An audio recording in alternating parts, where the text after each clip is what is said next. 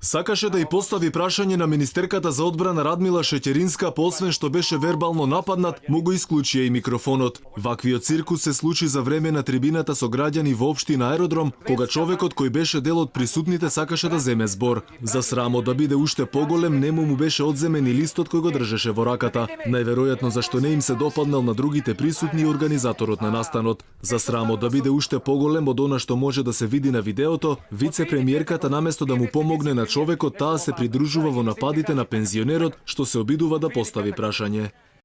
Ја разбрав дека вие ќе имате информативни сретби со граѓаните. Ја ова вече гледам само партиски логика. О што се плашите од вистината? Не приказни прашање.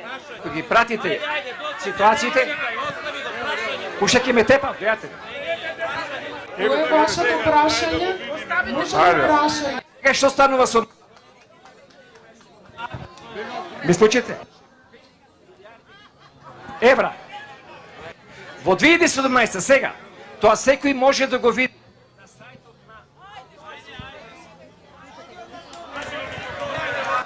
Добро. Ви благодарам, господине.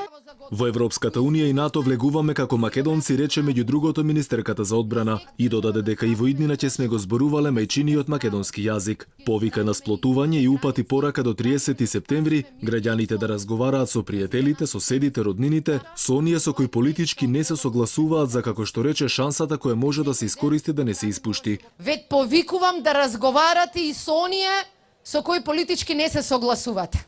Сме имале 27 години многу кавги.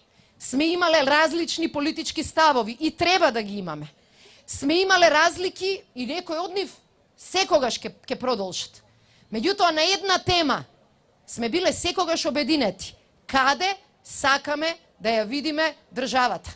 Во Европска Унија и во НАТО. Во меѓувреме продолжува референдумската кампања преку која премиерот и останатите владини членови ги убедуваат граѓаните да гласаат за договорот со Грција, кој предвидува менување на уставното име и уставот на Република Македонија.